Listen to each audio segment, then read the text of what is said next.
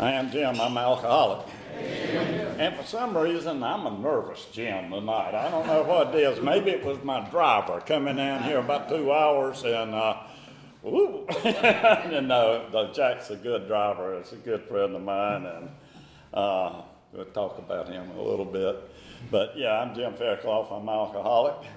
And my home group is the Warsaw Kennansville group in Kennansville, North Carolina. And a lot of times I get up behind the podium and I say I'm from Kennansville, and people scratch their head. Where is Kennansville? They get it confused with Kernsville, which is out in the western part of the state. But Kennansville is in the southeastern part of North Carolina, and there's an interesting fact about Kennansville. I look at the History Channel, and I used to not see it so much now, but a long time ago, several years ago, they would put up a black screen, and right in the middle of it, they would have white letters, and they'd have a place in the United States that had an interesting fact about it. And then they go to commercial. And I'm sitting there with bated breath, Duplin County, North Carolina, and Duplin County, Kennansville's county seat, got 1,000 people. That's all we want, but that's what we got that way a long time. Anyway, they came back on the screen, and it said Duplin County, North Carolina, the home of approximately 80,000 people and 5 million hogs. So that's our name. We're a big hog farming community, and we're kind of proud of our agriculture. But I just couldn't believe they would put something like that on television. My sobriety date is November 13th, 1975, and thank you so much for letting me be sober those many years. Been a tough year for me, a little bit. It has been a tough year.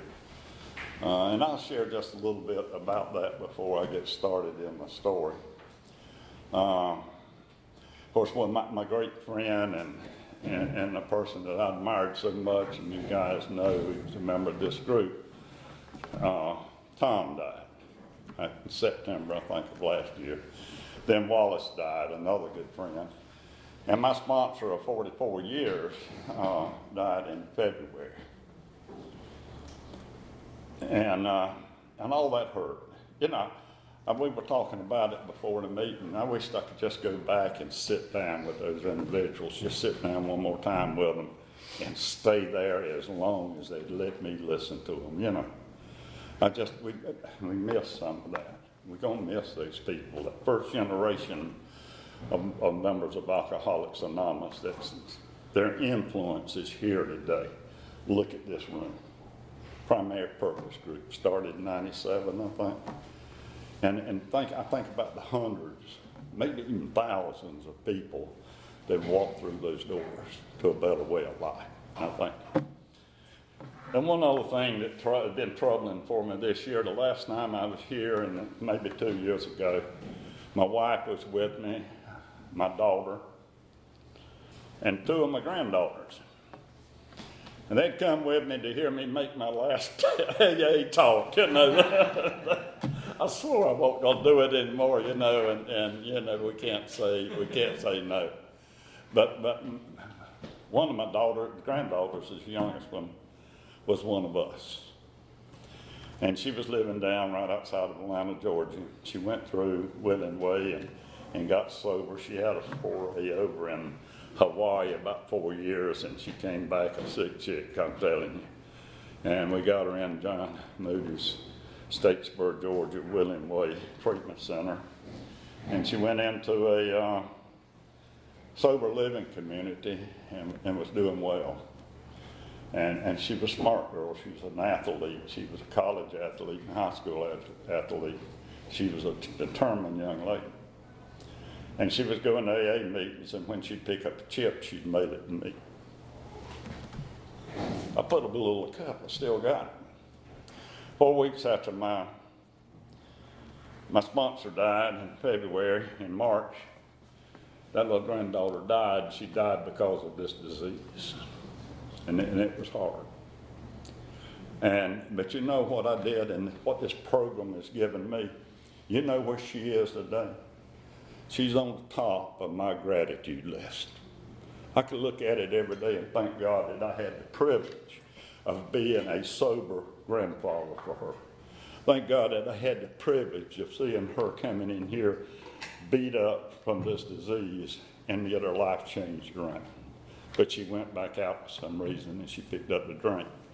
And she didn't survive it. So she's on the top of my gratitude list along with a lot of other people and a lot of other things. But I just wanted to share that with you. Early in my sobriety, I was in a meeting, and one of those old timers that I was sharing with you a few minutes ago was speaking. And he got sober back in the 40s. And he got behind the podium, introduced himself, and he looked out over the audience and he said, at this point in my life, I need to ask myself, and I have asked myself, was it worth it? And I'm thinking that's kind of a strange thing to do. Was it worth it? Then I thought about, was it worth it? Was it worth the admission of getting here? The sickness and the struggle and the disease of alcoholism and where it carried me, and obviously it carried him. Was it worth it? And then coming into the program of Alcoholics Anonymous. And that's not an easy task sometimes. If we're part of the program of Alcoholics Anonymous, and I think we should be, or I am, and I need to do that if I stay sober, I've got to apply the principles of the program in my life, and those principles are the steps of Alcoholics Anonymous. And from the first step, that surrender step, and that was hard for me to do. You know, I didn't want to be different. I didn't want to be an alcoholic. I didn't want to quit drinking. But I wanted the direction of my life to change. So, you know, that took some effort and maybe some pain in the program. Turning our will and our lives over and making an inventory and sharing it with another person and then getting rid of those things that were difficult in our life. And it carried us on through to the last part of the 12 steps where we practice these principles in all our affairs. And I think from the first day in Alcoholics Anonymous, everything that I was taught led to that last part of the 12 steps, to practice these principles in all our affairs. And so I'm like Isaac that got up there, and I asked myself, was it worth it? And I said, yes. Yes, it was worth it. It was worth everything it took for me to be here in Southern Pines at the Primary Purpose Group to share my story with you. And maybe and thinking on that way, I've got a story that I like to tell, and has nothing to do with my story. but if I really stop and think about it, maybe it has everything to do with my story. And maybe it had a lot to do with that man that got up there and said, is it worth it? In a little community we live in, we got a little elementary school. And I can't develop all this story, I'm just get the high points. And the teachers in that school at Easter time decided they, wanted to have an Easter egg hunt. They'd been doing that for a couple of years, And what they would do, they would buy these plastic Easter eggs that you can break open. And they gave each one, a teacher one, or two or three of some. And they would go home and put little treats and stuff in there, little prizes. And they'd take them back to school the next day, go out on the playground, and they'd hide those Easter eggs. And then the kids would go out and find them. They'd come in, open them up, and see what their treat was that was in that Easter egg. This particular year, and they had posted this, one of the teachers on Facebook, and I was reading it, decided that what they would do, rather than to give the Easter egg to the teachers, they would give them each student one. And sent them home and said, find something at your house that is very special and meaningful to you. Nothing of any monetary value. And you put it in that Easter egg, bring it back, and we'll hide it. We'll go out and let you go out and find it. Well, this teacher was posting this story on Facebook, and she had 2 Easter eggs, and she had the picture of them. And they opened the first one, and it was full of pebbles, little rocks. And some little kid in the back, probably Johnny, held it saying, "Oh, it was mine, I just love rocks," and that was special to me. And the next Easter egg they opened was a white AA desire chip in it. And man, I just broke down and started crying, And I knew the teachers had no idea of significance in that. And that's a true story that I'm telling you. Now, what I'm going to tell you from now on is kind of conjecture on my part. I'm sitting there thinking, that kid got that white chip and brought it there because it was meaningful to him and something special in his life. And certainly it was. Things had changed in his life. Mom and Daddy weren't fussing and fighting anymore. There was food on the table. There was love in the house where before there was chaos and trouble and pain. And I'm thinking how great that was, And maybe I can look at that and say, was it worth it? And I'm sure it was to that kid somewhere down the line. Because that man that said that helped start Alcoholics Anonymous and brought it into the towns, just like somebody did here in Southern Pines those years ago. Tom I used to say, I think some of the more courageous members of Alcoholics Anonymous was that second generation of AAs that came into Southern Pines, or your hometown. And he walked up to the Baptist church and knocked on the door and talked to the preacher and said, "Preacher, I'm an alcoholic, and I want to start a series of meetings in your church." The Alcoholics Anonymous. Now, they didn't know anything about it, Alcoholics Anonymous. And the preacher would say, "What?" And you can't be in there with it. We've got to be anonymous. You can't supervise us or anything like that.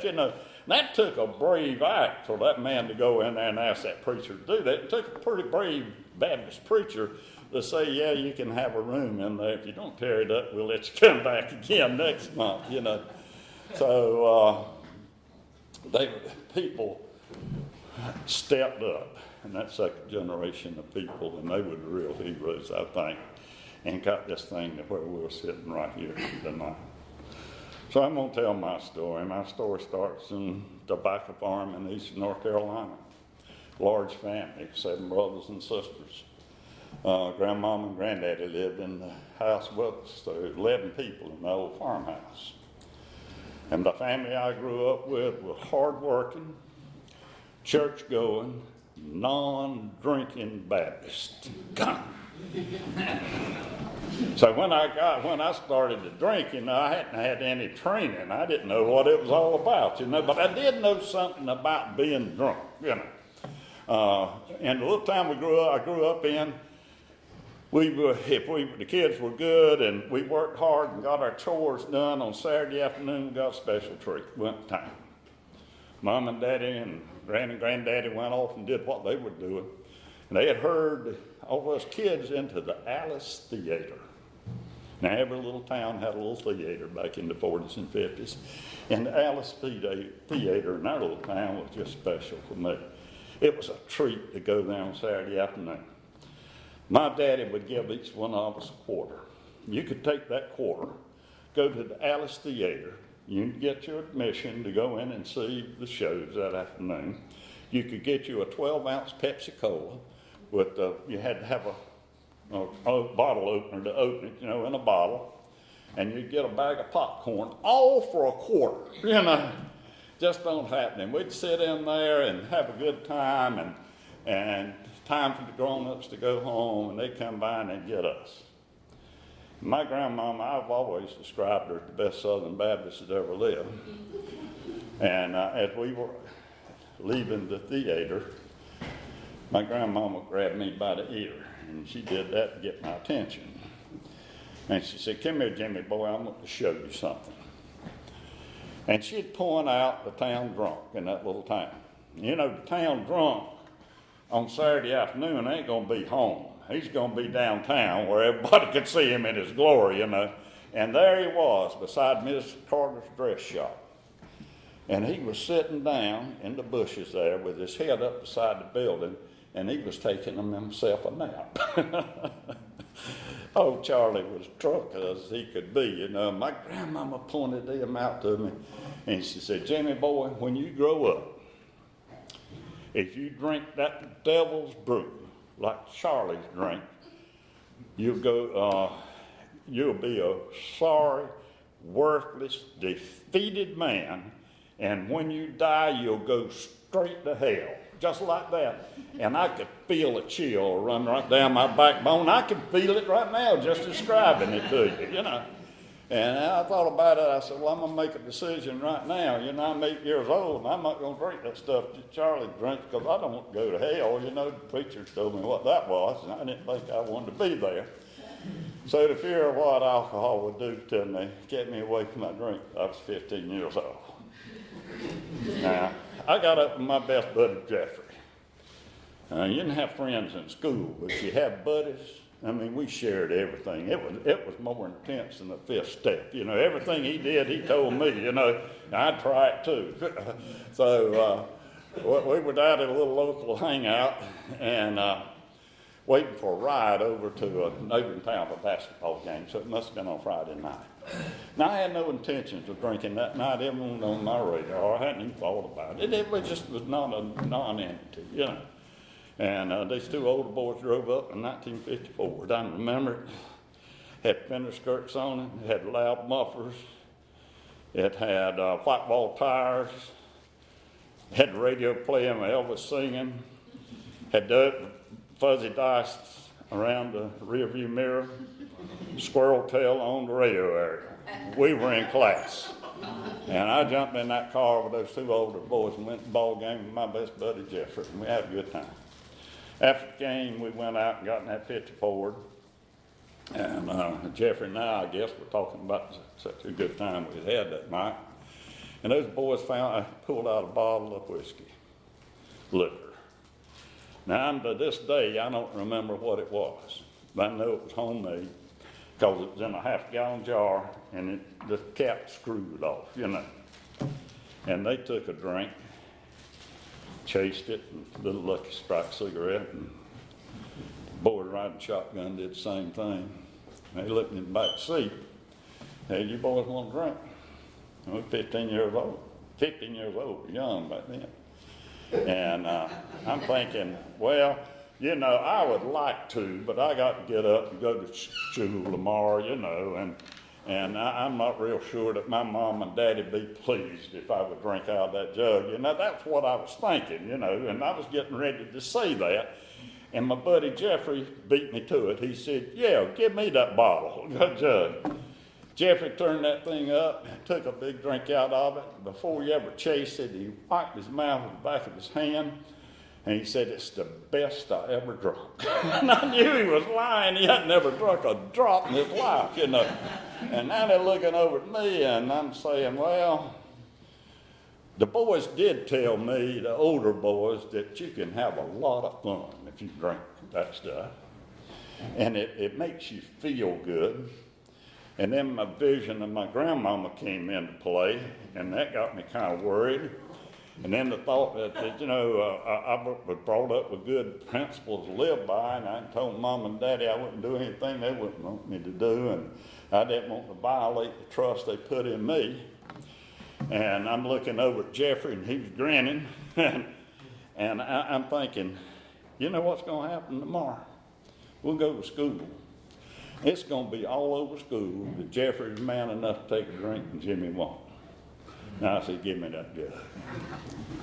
Now I took a big drink out of it. If you ever drunk moonshine for the first time you ever drunk anything, you went for experience. It kind of burned everything, you know, and it went down. But when that stuff starts working, things change in your life. You know, I look back on it, and when I took that drink in the back seat of that 1954 at 15 years old, it changed my life. It really did. It changed everything. No longer was I concerned about being a good student or a good athlete. I was just concerned about the next time me and Jeffrey can get together and where we're going to get something to drink. And it became my life, and I couldn't drink as often as I wanted to, Jeffrey and myself, but every time it was kind of hard to do. You know, you can't go home drunk if you're 15 years old. You got to kind of plan that thing, you know. I'll stay with Jeffrey and we'll sleep in the woods if we have to, you know. But whatever it took, we went out and every time we got a chance and we drank. Got in a little bit of trouble with it, but more than anything else, it was changing my life. I was 83 years old and I forget words, but the things that I wanted in life started changing rapidly. And I was not too interested in being the young man that my mom and daddy wanted me to be. Got in a little bit of trouble in school, but was able to get out of it. And some of you guys that are young won't believe this, but back in the 50s, if we go out drinking, the sheriff caught you, he'd just send you home, you know. And if you're too drunk to drive, he'd carry you home, you know. And it's different now, you know. Before then, they would put you, now they'd put you in jail and lock you up and all that stuff. But it was different, and we got away with a lot of stuff. I went off to school, went off to college, and never could find anything that I was really good at in college with drinking and partying, and I was excellent at that, excelled in it. And it was not long before I was out of school. And I went back home to the little town I grew up in, swore I'd never go back there, and I got married. And I was 21 years old, my wife Annis was 18. And she's home now waiting for me to get back. She's the best wife a man could have. And this past June, we celebrated 62 years of continuous marriage. And I know that's not an alcoholic story, but it was my story. Now, I will say this, that she was married all those 62 years. I had some lapses in there, you know. But I was telling Eric on the way up here, and Jack, and thank you guys for riding with me. And Eric's kind of different. We got a little group in Kennansville, and we usually have about 15 people there on a Tuesday night. Last Tuesday night we had 30. But we were sitting there one night, and we were looking around, and everybody in that room, there was 12 of us in there, and every one of us names started with a J. And Eric came up, we made him sit in the hall. But I was telling Eric on the way up here that I was so fortunate that when I decided to change direction in my life and I introduced the program of Alcoholics Anonymous, I had a wife and a family to go home to. God, that was important. And I'll talk more about that in just a minute. And a lot of people get sober that don't have that. But it was so much easier if I had a wife and children that supported me in my program. And another thing on my gratitude list is there.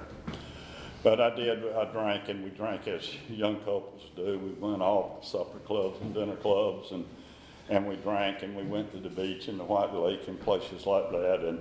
And I didn't think so much about it, but as I look back on it, I was the one that got drunk the first, got drunk the most, stayed drunk the longest, and when everybody else wanted to go home, I was ready to go somewhere else, you know. And so my drinking was different from a lot of those young couples that we grew up in. Business opportunity came, and I moved my family to Raleigh. And some of you know my story. I was a grocery store owner and manager, and for most of my life I stayed in for over 40 years. But I went to Raleigh and worked hard and started that business, and I was doing pretty good with it. And then I got to thinking, I don't know, this is thoughts that would happen at night, you know, God, you know, you just haven't treated me right. I have to work all the time. I'm in the grocery business. I can't take holidays off. I can't take vacations. I got to work on the weekend. I got to work on Christmas and all this stuff. And I would just get so angry about it that I'd have to just drink about it, you know. And I go down to the basement of that store and I would drink. and with my skill and my knowledge and stuff like that, I'm in a little corner grocery in downtown Raleigh. I should be out in the suburbs and the shopping centers and a big store. And life is just unfair to me, and people pick on me. My customers are stealing. My employees don't show up to work when I want them to. Of course, I didn't think about that I was in a blackout, and I scheduled them all off on the same day, when I made the schedule, But it was still their fault. It was everybody's fault but mine. It's a bad place to be, a bad place to live. I'd close up that grocery store, and I'd cut the lights out. We had full basement in that store, and that was our stock room. And I'd go down in there and I'd cut the lights down because that's the way I felt, when it just dim lights. I get my bottle out and I started drinking at those people that weren't treating me fair. You talking about inventory? I was inventorying back there then for the wrong reason, I'm going to get him or her or whatever it was. And I just sit down there and be miserable. God, that's a bad way to live. And one night, and it was a Saturday night, I'm sitting down there drinking. And I'm right by myself. Now, that's the way I drink mostly. And I said, this Saturday night, I need somebody to drink with. And I could get mad about that. I haven't got anybody to drink with. So it was on Saturday night, it was after 12 o'clock, and I just opened up the back door of that grocery store, and the first guy that walked by, I said, man, you want a drink? He said, you got any? I said, hell yeah, I got a whole grocery store full of it. I got wine, and I got a bottle of whiskey, I got beer. What do you want? And a great big smile broke out on his face, I think. So I brought that guy, didn't know him from Adam. I brought him down in the basement of that grocery store, and we went to drinking.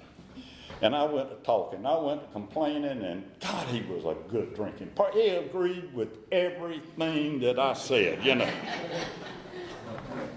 Somewhere in the night, I guess both of us were pretty drunk. I know I was drunk, and I'm sure he was too.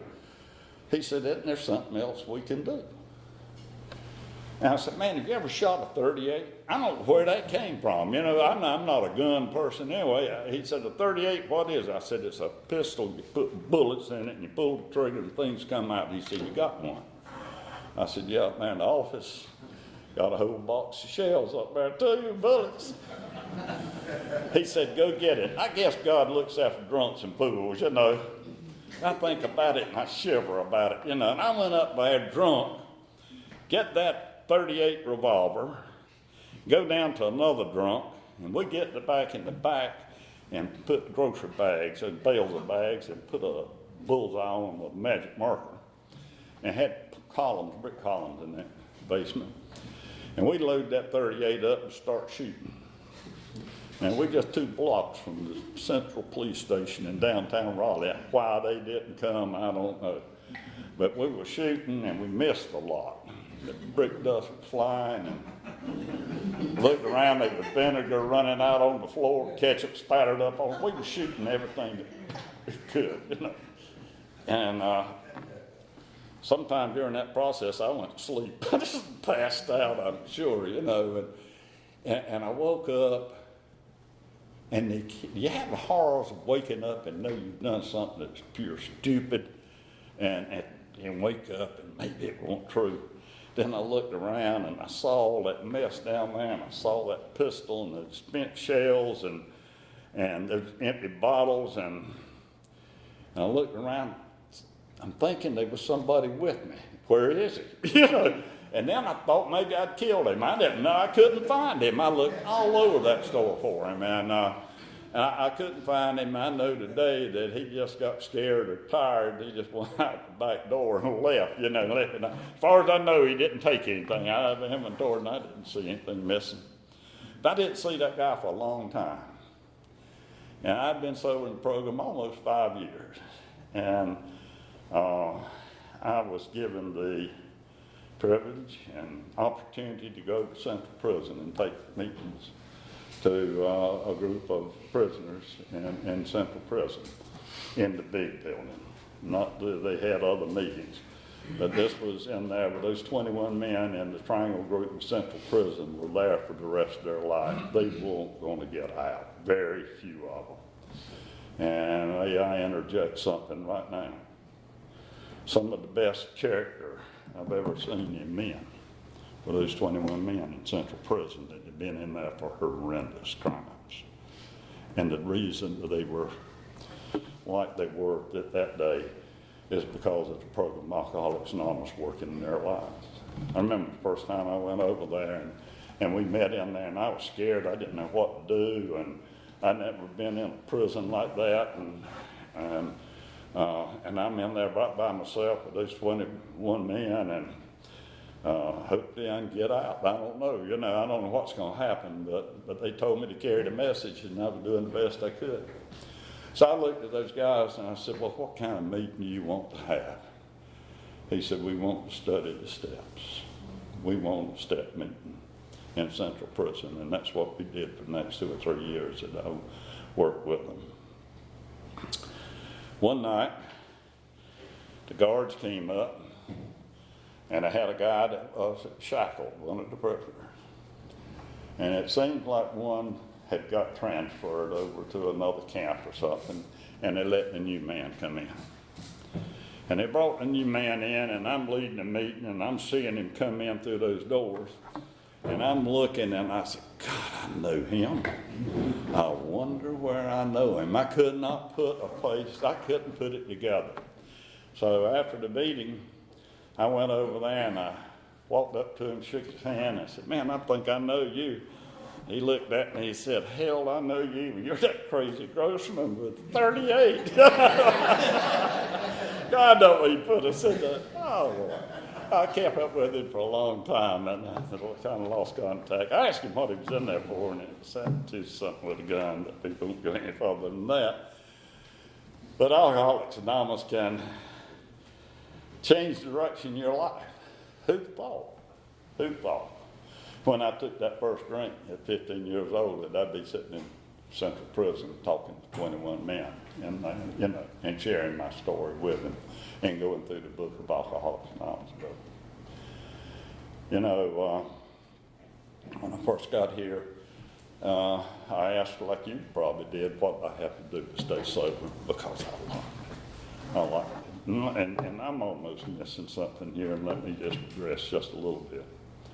On November 12, 1975, well, it was probably the 13th, because my wife tells me it was after 12 o'clock. My wife heard me talk one time, and after it was over, we were riding home. She said, that's not exactly how I remember it.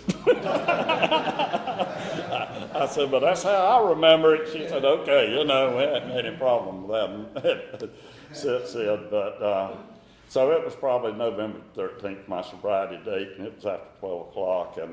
And I'm sitting in the car, and I'd been in a blackout, and everything that I worked hard for was gone, I was losing, including my wife and my family. I knew that when I walked in that house that night, that was not going to be a wife and 3 children in there, because my daddy had come down and got them and told me not to come home unless you change direction in your life. That's what he told me. So I knew that they were going to be home. And I'd been drinking for about 3 days. I just don't have any recollection of the last 3 days. Most of it blackout drinking, I guess. So I'm sitting in that car, I'm terrified as I've ever been in my life. I don't know what to do. It was a hopeless state, as we talk about in mind and body. I didn't have the physical ability to open that door and get out and walk in that house. I was that afraid.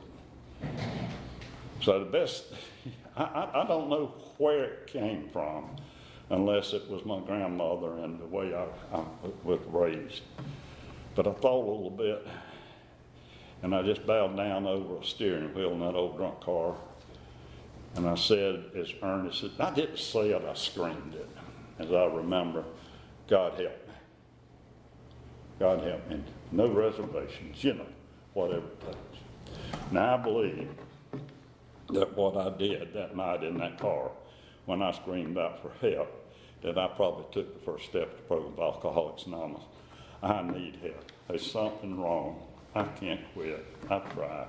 I'm hopeless. But I need help. And God, you need to help me. And if you're real earnest about that and you're sincere about taking that first step, you don't have to be in a car sitting in front of the house like I was in a drunken stupor. If you're sincere about it, you better hold on to your hat. Things are going to start happening. But I don't know, a short period of time, there was a sober member in my house talking to me. Now, how does that happen? How does that happen? I go from hopelessness, I'm messing things in the story, but after that prayer, my wife came out. She begged my dad to let her stay one more time, and my 3 children came out. And they physically helped me get in the house. And we're going in the house, and they were trying to get me settled down in the chair. I looked at my wife, and I said, I'll do anything. I'll just do anything. And she said, good, I got a telephone number. And she had the number of a man that was sober in Alcoholics Anonymous. She'd been introduced to him by a mutual friend. And he was working, he had a job. And it was well after 12 o'clock. And she made that call to him because I was unable to do it. And he had told her that any time Jimmy wants to do anything about his drinking, please call me.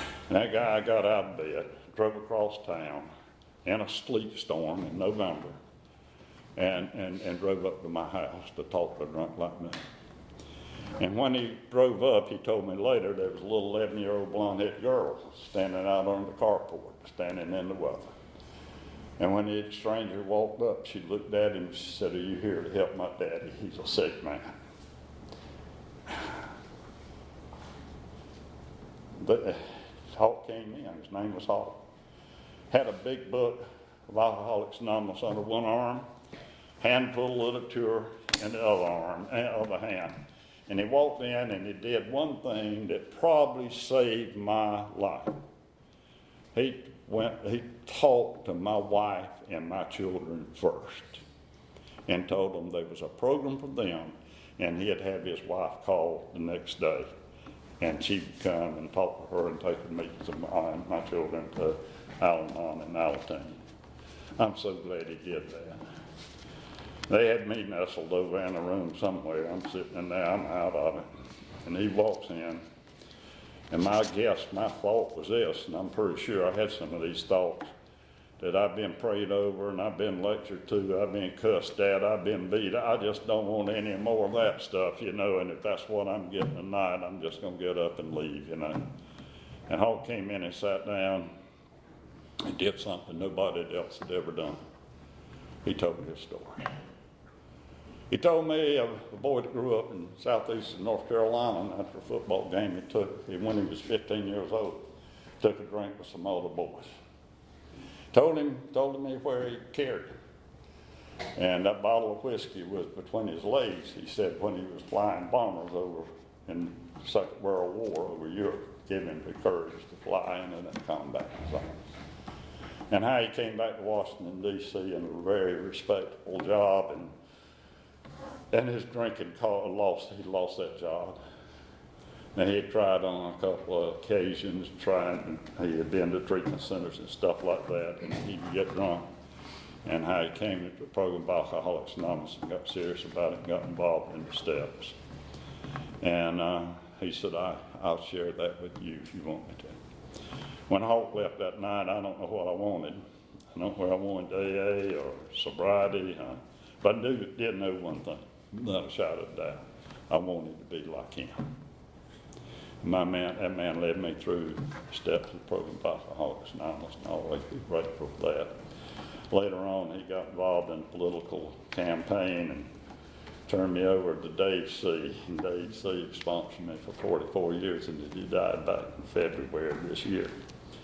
And I'm so grateful for the people in my life. I'm grateful for meetings of Alcoholics Anonymous. And if I'm not in meetings of Alcoholics Anonymous and I'm not listening to people get behind this podium and tell their story or share their experience in closed meetings of Alcoholics Anonymous, if I'm not there, I'm missing a large part of my life. I'm missing what it's going to take to keep me sober one day at a time. Good example of that. I don't know how long I've been sober, but I was in the big book group of Alcoholics Anonymous in Raleigh, and on Tuesday night it was a large group. There were probably 75 people there, maybe more. And my my sponsor said I would start reading sober. When I got here, I was running all over town doing things. I was making coffee. I was setting up rooms. I was going to meetings. More, I was busy. And until some of them got hold of me and slowed me down a little bit. But I'd been there that night and I helped set up the room. And I helped make the coffee. And we had the tables, we had to break them down, and they were setting up, and I'm looking over, we had the literature out, and everything was right, and it looked good, and I was kind of patting myself on the back, man, it's done, and we're getting ready to have a meeting, and I was a big part of that. And that pride and ego was just swelling up. It was going to get changed real quick. And I turned around to get my cup of coffee, and when I did, he came in. His name was Bob. Bob was street drunk, wino. He lived on the streets. And when Bob walked in that night, he looked like one, he smelled like one, he walked like one, he was dressed like one, and I could see his little man buying a bottle of wine sitting in his back pocket, and I knew he was drunk. And I had looked over the room, and most all the seats were taken, except one. And it was beside a lady called Mary Alice. She got sober in 1951. And she was just the greatest lady in AA, I thought. And she was. And she's sitting there, and there's a vacant chair right beside her. My ego said, you're going to sit beside Mary Alice. Not people will notice you because they're going to notice Mary Alice, So that was where I needed the program. I really did, And Bob walks in and changes my life. And he comes in his drunken state, and he's making his way to my seat beside Mary Alice, and I'm saying, that drunk bum can't do that, And I'm running over there to try to stop him. I've already spilt my coffee, and I get there, and I'm too late. Bob had sat down beside Mary Alice. Now, let me tell you what I saw standing beside him. My thought was, I'm going to get that bum out of here. He can't sit with that clean lady. Here's what I saw. When the bum sat down, Mary Alice, the clean lady, sober a long time, reached over and extended her hand. And she said, hi, my name's Mary Alice. I understand your name's Bob. I'm glad you're here. Can I get you a cup of coffee? God, it was so different than what I was thinking. So different than what I was thinking. What Mary Alice did that night and what you guys gave me. She gave Bob worth. She touched him. She touched the clean lady, touched the dirty bum. That had to do something for that man. It had to change his life. Well, I'm thinking now, I'm just not doing the AA program, something wrong, so here's what they told me to do. If something like that happens, take action. And I did. And I made myself available to Bob that night. I took Bob home. Bob didn't go to the house like I was going to go to, with wife and 3 children, car sitting in the driveway, warm and nice clean bed. I took Bob out to Delro Meadows, old baseball park in Raleigh, that the city had converted into a place where they put worn out equipment, trucks and different equipment and stuff. And there was an old milk truck out there. And Bob lived in the back of that milk truck.